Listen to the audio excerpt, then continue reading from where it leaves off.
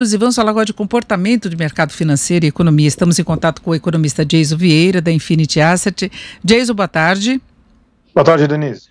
Bom, hoje o dia começou com muita empolgação dos mercados em geral, inclusive na Ásia, apesar da confirmação de um tombo pesado da economia chinesa, o primeiro trimestre, menos 6,8%. O mercado animado com a possibilidade de algumas economias começarem a sair dessa quarentena, do isolamento social, planos anunciados nos Estados Unidos, a China considerando a possibilidade de mais estímulos que possam garantir talvez um resultado positivo já nesse segundo trimestre, já que foi o primeiro país atingido e o primeiro que começou a deixar de lado a quarentena. Só que a gente vê dúvidas, por exemplo, há pouco nós estamos mostrando as novas falas de Trump, ele cauteloso com relação à situação da saúde, que ele gostaria muito de acabar com o isolamento rapidamente, mas tem que respeitar essa questão. E tem também notícias mais favoráveis em relação à pesquisa em torno de medicamentos. Agora, aqui no Brasil, nós já temos um mercado com comportamento um pouco mais modesto do que na abertura. O dólar recua 0,16%, está em quase 5,25%. Bolsa de Valores sobe 1,12%. Geyso, como é que você avalia essa tentativa que o mercado vem demonstrando em várias ocasiões de assumir uma postura mais otimista?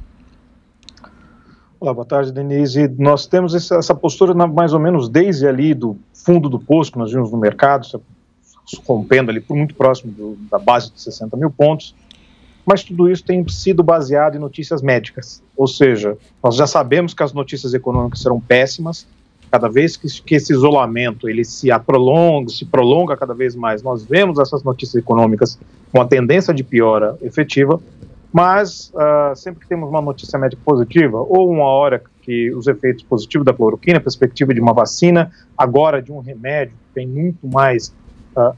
muito menos efeitos colaterais, na verdade, e um tratamento muito mais rápido, isso tem ajudado bastante. Em relação a esse remédio, na verdade, a importância dele é a redução de utilização de leito, de tempo de leitos médicos, se houver o caso de internação, que daí exatamente iria para o lado econômico.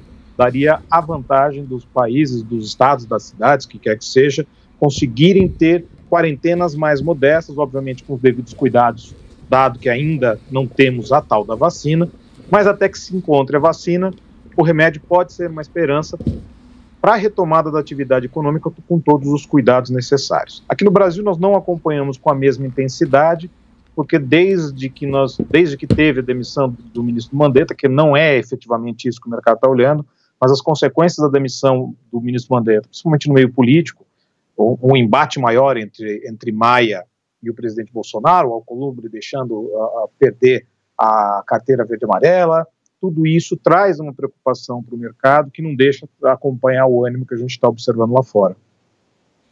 Tem uma preocupação com relação à questão política desde o início, não é, Geyso? Porque além de nós termos uma crise sanitária por causa da pandemia, toda essa dificuldade de controle, risco de colapso do sistema de saúde, além da crise econômica produzida pelo isolamento social, que é inevitável, a gente vai ter problemas em relação ao mercado de trabalho, situação das empresas, paralelamente a gente está vendo uma crise política. A saída do ministro foi mais um capítulo, né? O que evitou que a saída do ministro fosse um pouco mais pesada, digamos assim, foi exatamente a escolha de alguém com uma base técnica muito boa e uma formação boa em políticas de saúde pública. Não se sabe ainda efetivamente o que o novo ministro Tachi pode fazer, mas pelo menos que a mudança tenha sido de caráter técnico e não político, isso já foi de importância muito grande. Temos que lembrar também que, ainda que tenhamos todo esse problema político no curto prazo aqui no Brasil, a coisa, assim, talvez em partes, por não seguir liturgias de cargo, o presidente Bolsonaro tem todos os defeitos dele, nós sabemos, comete muitos deslizes, mas, ao mesmo tempo, há a sensação de que o meio político está, de certa maneira, tentando se aproveitar da crise por seus diversos motivos. Alguns estados, obviamente, estão tentando ajustar sua posição fiscal dentro desse contexto novo, daí a briga bastante política entre a equipe econômica e o projeto que está rolando na Câmara. Alguns governadores estão tentando capitalizar isso por conta da própria eleição, e isso não é algo que só acontece no Brasil, isso tem acontecido lá fora também. O presidente Trump também tem as suas escorregadas, tem todos os seus problemas, e ao mesmo tempo sabe-se que há uma utilização política muito maior lá, inclusive por conta das eleições majoritárias. Ou seja, o pior ano que poderia ter acontecido isso era no ano de eleição, e infelizmente está acontecendo. E agora é aguardar, né, Jason, confirmação de um lado ou de outro, ou de se ter uma redução desse isolamento social de uma forma gradual, que não cause apreensão maior em relação à pandemia, e de outro lado, o que a gente torce muito é notícias efetivamente boas do lado de medicamentos, de sair da vacina deve demorar, mas que pelo menos algum remédio dê certo, né? Exatamente, porque sempre que se pediu, a coisa mais importante nesse momento é que houvesse equilíbrio na discussão, exatamente entre a questão econômica e a questão médica. O problema é que se politizou demais a discussão, em certo momento a coisa ficou binária, ou seja, ou você apoiava a abertura e teria que ser uma abertura irrestrita, ou você apoiava um fechamento total, ou você apoiava um remédio, ou você não apoiava um remédio, a coisa ficou excessivamente binária. Agora que a coisa está chegando em alguns pontos, como na Europa, e nos Estados Unidos já começa a se repensar o processo macroeconômico, ou seja, a perspectiva de retomada da atividade de maneira gradual e cautelosa, com todos os cuidados médicos e sanitários que têm que ser tomados com isso, a sensação ao mercado fica um pouco melhor, porque pelo menos não se tem a sensação de que haja um prolongamento muito maior dessas paralisações, pois o que nós já vimos na China, o que nós já vimos em alguns indicadores de curto prazo nos Estados Unidos e na Europa, é de que o impacto macroeconômico ele pode ser muito grande. Ou seja, quanto mais durar isso, nós podemos ir para uma recessão que ela pode levar até tempo demais para ser revertida. Há uma grande dúvida exatamente nesse sentido também de a capacidade dos países reverter essa situação de crise, não é? Todos buscam alternativas agora para minimizar os problemas, mas a gente vai ter um efeito dominó, consequências que virão mais à frente, né? E nós temos um problema fiscal também, que vai ser muito grave. E temos que lembrar o seguinte, ainda que haja necessidade de gerarmos ajudas importantes, estados, municípios e a população, nós não somos Europa, nós não temos a situação fiscal dos Estados Unidos em termos de arrecadação, ou seja, nós não temos a potência fiscal também para termos os gastos fiscais nessa monta. Isso precisa ser tomado uma atenção muito grande e um cuidado, porque não é porque estamos num sistema, num estado de pandemia, num estado de guerra praticamente, nós temos agora que simplesmente abrir as torneiras, desesperadamente gastar, ou pior, seguir a sugestão absurda e ridícula de pessoas como de imprimir dinheiro para tentar pagar as contas. Ou seja, isso é o passo mais próximo para uma hiperinflação, como já foi observado na Alemanha no início do século passado, e como foi observado, está sendo observado inclusive na Venezuela nesse momento. Agora, Jason, para fecharmos, uma coisa que me chamou a atenção foi o balanço da B3, a Bolsa de Valores, de que ela atraiu mais investidores no mês de março. Eu imaginava uma debandada geral, porque a Bolsa despencou, não é, e devolveu quase tudo que tinha subido no ano passado, e foi um ano em que houve um ingresso muito grande de pequenos investidores. Como é que você vê essa movimentação? E já te perguntando também se você vê alguma condição de uma estabilidade mais positiva do mercado, se o mercado pode se acostumar com esse novo cenário que nós temos.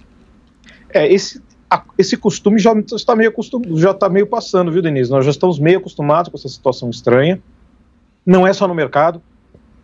Estranhamente também, nós estamos passando todos que estamos sofrendo com a pandemia, nós somos os poucos da resistência que ainda vem ao escritório, ou seja, nós estamos com um staff de 20% no escritório somente, você também aí, o pessoal da imprensa, ou seja, todo mundo com staff muito reduzido, as ruas estão muito vazias, ou seja, essa normalização de um novo estado, isso é algo que já está acontecendo e o mercado financeiro acaba refletindo também isso de certa maneira. Há um novo normal depois de tudo que nós passamos. Obviamente isso não exime de termos reações muito fortes aos indicadores econômicos lá na frente, que virão muito ruins, o mercado pode reagir também de maneira muito ruim. Mas aí temos agora esse contexto todo dessa novidade agora. Em relação aos CPFs, houve uma certa especialização dos investidores, principalmente o investidor individual nos últimos anos. Muita gente enxergou oportunidade no mercado lá embaixo, ou seja, na Bolsa de Valores com preço lá embaixo, e muitas pessoas viram essa oportunidade para longo prazo. Porque no longo prazo, se formos pensar o seguinte, se você comprar agora, você pode passar um calor, pode tomar um susto no curto prazo, mas no longo prazo você vai ganhar muito. Se você perder no longo prazo, significa que o resto todo também já se perdeu, então não fez muita diferença esse dinheiro. Então é essa atenção que a gente só precisa ter. Mas sim, chega a surpreender o retorno desses investidores, mas muito investidor, pessoa física, não estopou, que é um termo que a gente usa no mercado, ou seja, não saiu do mercado, ele resistiu às perdas e se manteve, e aí teve também a entrada dos novos investidores. E de repente também tem uma mudança de perfil, né, que não é muito fácil de você avaliar, mas os mais jovens pensando em longo prazo e nós temos do outro lado os juros baixos demais que podem ficar até negativos, né? Então a rentabilidade das aplicações de renda fixa despencou, né? Mesmo que a inflação fique muito baixinha, se você pegar taxas e tributos e tudo mais, para quem não tem aí aquela preocupação com proteção, com conservadorismo e tal, está muito ruim a renda fixa, né? E se for pensar na renda variável agora, dados os preços que nós temos, que estão muito baratos, estão muito abaixo do que as empresas realmente valem, nós podemos entrar num cenário muito parecido com comprar ações nos Estados Unidos, ou seja, você compra pensando no longo prazo e os ganhos são significativos no longo prazo. Então, muita gente entrou aí nessa perspectiva nova, ou seja, vamos aproveitar um mercado que está barato, o resto não está rendendo mais nada, ninguém se arrisca a comprar dólar, porque o dólar é muito volátil, apesar dele ter vindo uma tendência de alta muito grande, ele reserva uma volatilidade muito grande, então nesse contexto o mercado acionário acabou sendo uma opção interessante. Nós conversamos com o Jason Vieira, que é economista-chefe da Infinity Asset. Jason, muito obrigado, uma boa tarde, bom final de semana. Bom final de semana a todos, até a próxima.